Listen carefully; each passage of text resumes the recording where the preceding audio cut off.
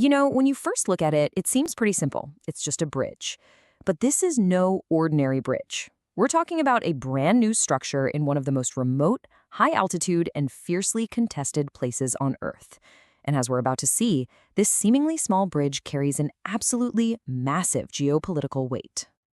So that's the big question, right? How can a 400-meter stretch of concrete and steel sitting in a remote Himalayan lake become such a huge point of tension between two nuclear-armed neighbors? Well, let's dive in and find out. All right, so first things first, let's get the facts straight. What was built, and just as importantly, where? This story kicks off with a new permanent link built by China, right in the middle of some very disputed waters. Satellite images don't lie. They confirm that China's People's Liberation Army, the PLA, has gone and built a 400-meter bridge. And its purpose? It's simple but incredibly powerful, to create a direct connection between the northern and southern banks of the Pangong Tso lake.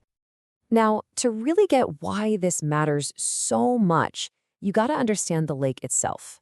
Pangong Tso is this massive 134-kilometer-long saltwater lake perched way up in the Himalayas. And here's the crucial part. The de facto border literally runs right through it. About a third is controlled by India, and the other two-thirds by China. This division is really at the heart of the entire problem.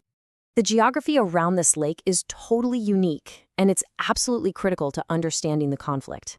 To make sense of the dispute, you really have to understand what are known as the fingers. So, what are the fingers? Well, they're basically these mountain ridges that stick out from the Himalayas right into the lake, kind of like fingers on a hand. They're numbered 1 through 8, going from west to east, and these numbers, they become the coordinates for the front line. And this, right here, is where it all gets messy. India claims the border, what's called the Line of Actual Control, or LAC, is at finger 8. But China says, nope, it's at finger 4. This means the whole area between fingers 4 and 8 is this huge contested zone where patrols from both sides are constantly running into each other. So that brings us to the real strategic value of this bridge. See, it's so much more than just a structure. It's a complete game changer for military logistics and movement in this incredibly tough terrain. Just think about it. Before this bridge existed, if Chinese troops on the North Bank needed to get over to the South Bank to, say, reinforce their positions, they had to take this huge detour. We're talking a 150-kilometer drive all the way around the massive lake. And this is the real aha moment. A journey that used to be 150 kilometers of winding, difficult mountain roads has now been cut down to just 400 meters.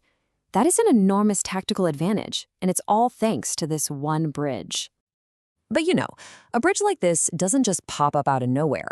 To really get why this is happening right now, we need to zoom out a bit. This is just the latest move in a border dispute that's been simmering for more than 60 years. So, way back until about 1959, Indian forces patrolled up to a boundary called the Johnson Line. Then China came in and proposed a different line, the McDonald Line. Well, that disagreement eventually led to the 1962 war, and what came out of that was the Line of Actual Control. But here's the kicker. Even today, both sides still argue about where that line actually is. So what's the result of all this history?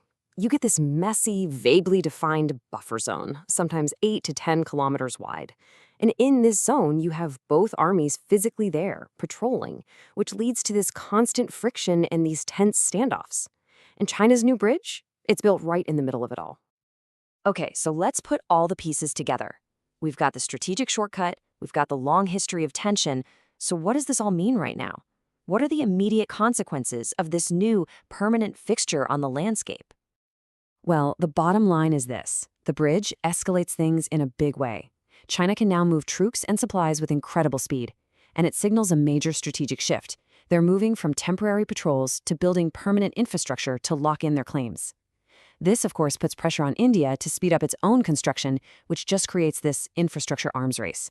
And of course, if things ever turn hot, that bridge immediately becomes a prime military target. And that really leaves us with this final, critical question. The whole dynamic in the Himalayas is changing. It's moving away from temporary face-offs and toward creating facts on the ground with concrete and steel. So when tensions that used to just flare up and then die down now lead to permanent, irreversible changes to the landscape, it really makes you wonder, what happens next?